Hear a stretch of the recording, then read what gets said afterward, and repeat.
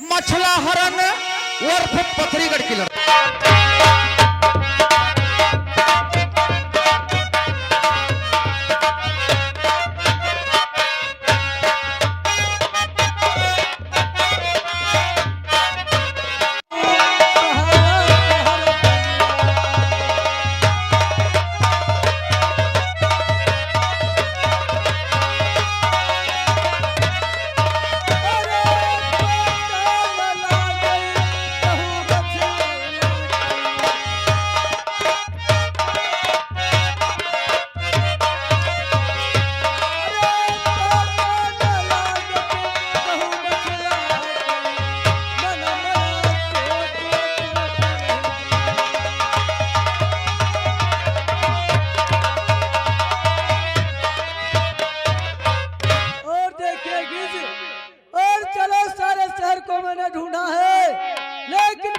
पथरी शहर को नहीं गया है। चलो चल करके हम तुम दोनों लोग पथरी शहर को बन जाएंगे। और क्यों नहीं।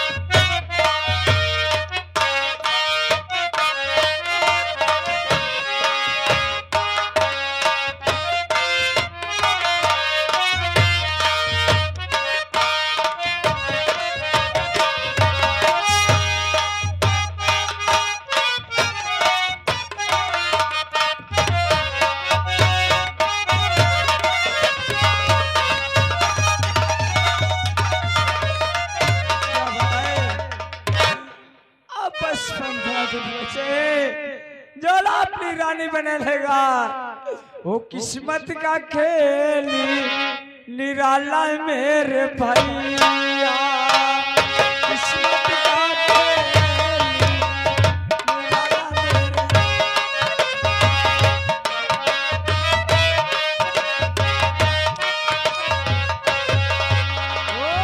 किस्मत के आगे झुकना पड़ेगा। किस्मत के आगे किस्मत का खेल निराला मेरे।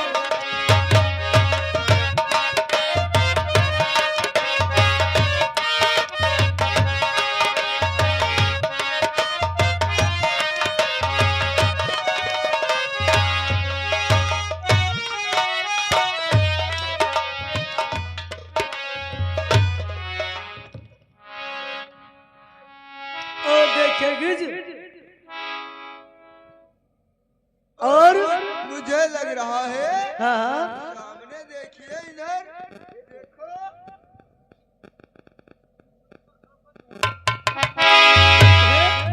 और गिज। मुझे लग रहा है ये मछला दीदी ही बैठी है। हाँ हाँ सुनो मेरी बात। बोलो। अरे करन फूल मछला कई चमक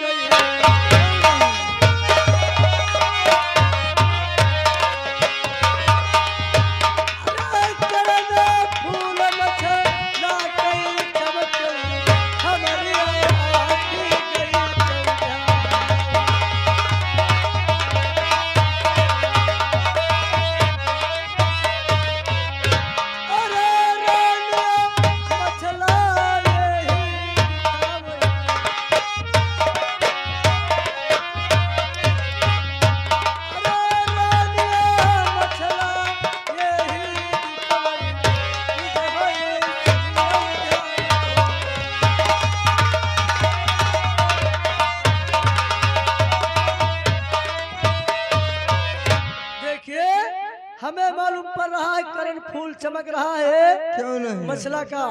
और हम तुम दोनों लोग जानते हो क्या करते हैं? क्या करेंगे? और सूरज की ओट में अपने दोनों पंख फैलाएंगे। क्यों नहीं? और जब परछाई इसके ऊपर जाएगी तो नजर उठा करके देखेगी। क्यों नहीं? ठीक कहते हैं।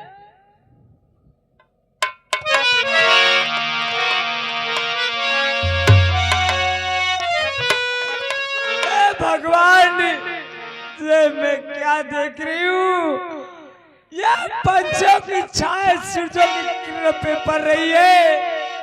भैया पंछी,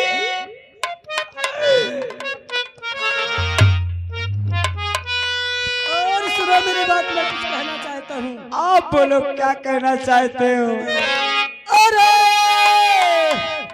धर्म तो नष्ट मछला कि हम मोहबे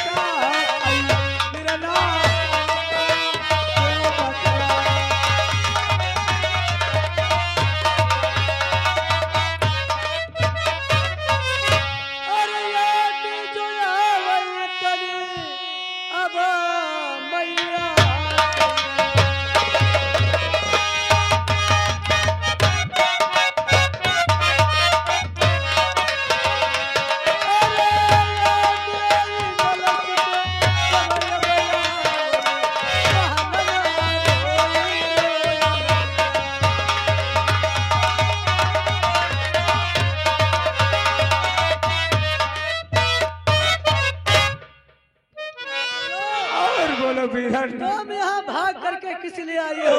नहीं बीरन, अरे भाभी का पत्थर का नाया माया।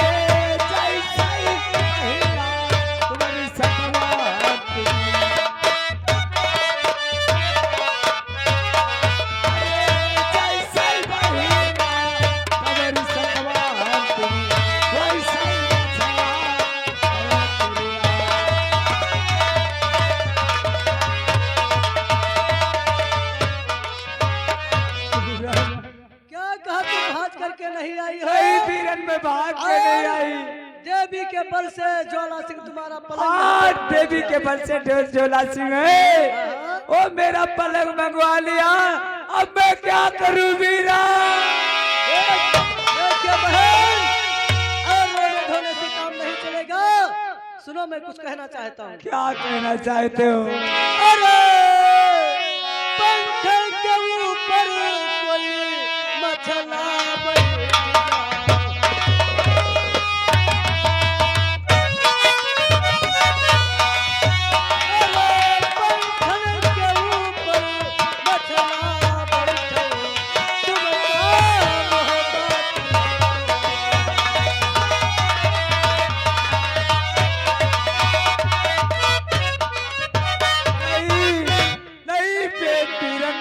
सिगना मैं से मोहबे को नहीं जाऊंगी। अरे करना पड़ते क्या भी रहना हम जो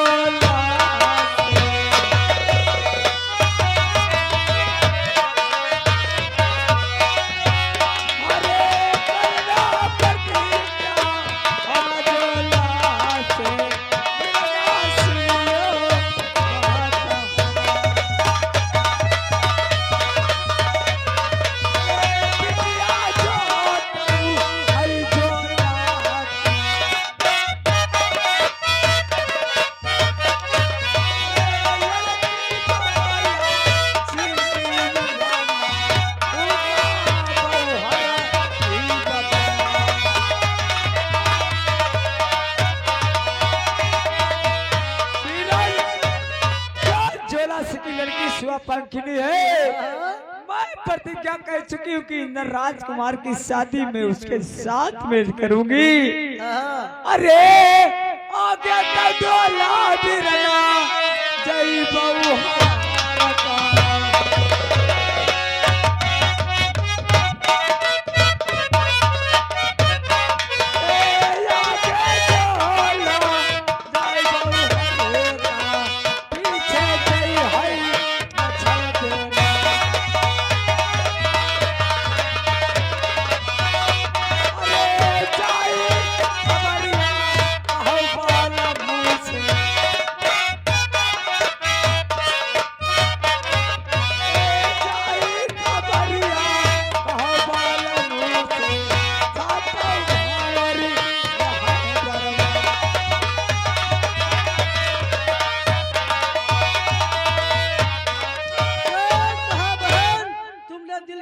प्रतिज्ञा किया है और जिस रोज तुम देश पथरी से जाओगी तो साथ में डोला सुआ पंखनी का लेकर के जाओगी। और क्या और तुम मेरे साथ में यहाँ से नहीं जा सकती हो। जा मेरे स्वामी से बात बताओ जाए।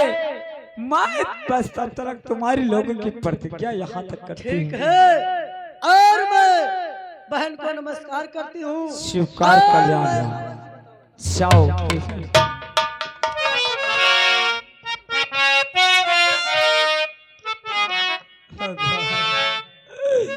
क्या पता अब बस मेरे बीरन छिगरी छिगराए हैं। खबर मोहबे को अवश्य पहुंचा। वो चांद तारा में नजरिया चेहरा तेरा चांद तारा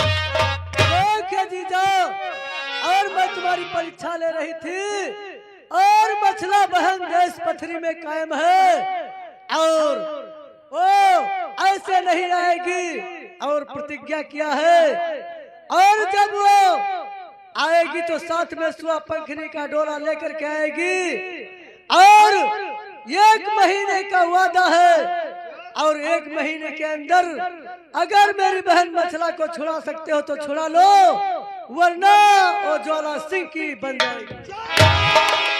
और चाच गना अगर ये तुमको मुझको खबर सुनाए चाच तुमको मुहब्बे में आवाज करता हो जहाँ तक मुहब्बे की हद हो चाच ये तुम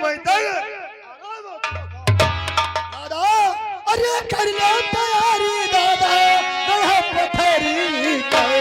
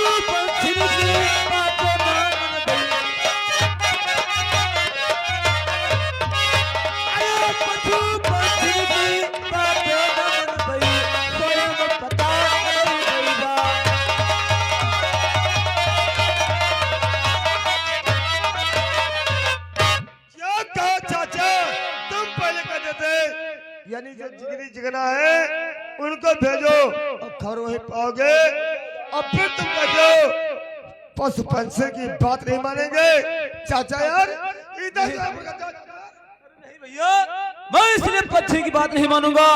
इस अत्य वक्त दहाड़ में बड़े बड़े सर गए हो सकता अपने जान बचाने की खातिर झूठ बोलकर चले गए हो इसलिए हम उधर रोज जाकर स्वयं पता लगाऊंगा पथरी में छानूंगा जाकर मैं भेष बदल कर जाऊंगा जब पता लगाऊंगा तब पथरी पर चढ़ाई करूंगा। हो सकता है पंछी अपनी जान बचाने के लिए झूठ भी बोल सकते हैं दादा और चचा कहते हैं तो चचा बनेंगे साधु मैं मनिहार बन करके जाऊंगा सारा पथरी का राज ले लियागा फिर पथरी पे चढ़ाई किया और क्या यह भी हिम्मत हो जाएगा किस कारण से बहू का पलंग छूटेगा। बात है तो जो अपना भेड़ बन गया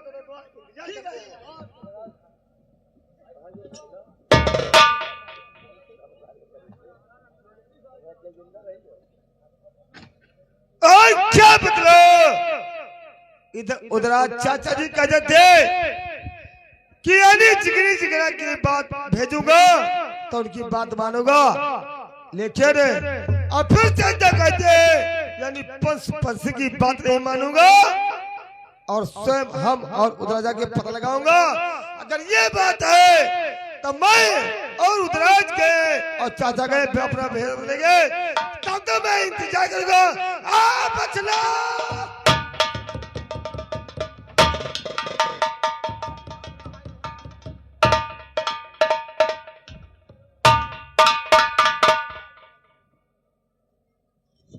ठीक है मैं जाकर पथरी में पता लगाऊंगा हो सकता वरना धोखा हो जाता तो पता नहीं हम लोग भगते रहेंगे और बहू का पलंग कहीं अंत होगा इसलिए जाकर स्वयं मैं पथरी में पता अवश्य लगाऊंगा।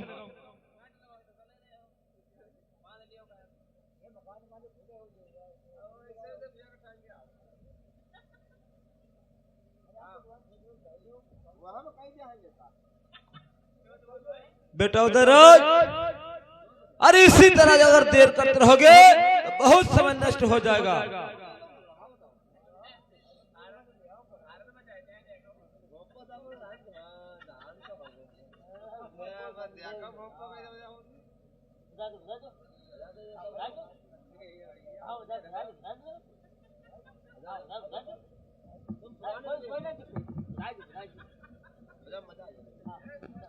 ठीक है, मुझको यहाँ से चलना चाहिए, क्योंकि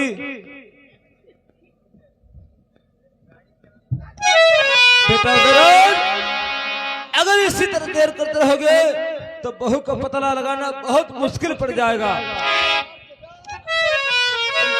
एक तो तुम्हारे दाढ़ी लगी, अरे दूसरे तुम चुआंगा पहले बिहाव करे जा अरे रहे। नहीं, जाएंगे हम भी भेष बदलेंगे, अगर एक न एक यहाँ तो रहना जरूरी है ना। अगर मनिहार बनकर नहीं चलेंगे काम कैसे चलेगा, कुछ भेद छिपाना पड़ेगा। ये बात है, तो चलो हम भी भेष बदल के आते हैं, तब तक तो यहीं पर रुको, अपना सामान देखो, कब तो नहीं कुछ सामान कौन कमाएगा, सारी पूड़ी उड़ी भर लिया हूँ बैग में। पूरी से काम नहीं चलेगा, चूड़ी होना चाहिए, क्रीम पाउडर, भाई हर व्यवस्था होना चाहिए। हर व्यवस्था तथा मैं ले आया हूँ। ठीक है, चलो। चलो।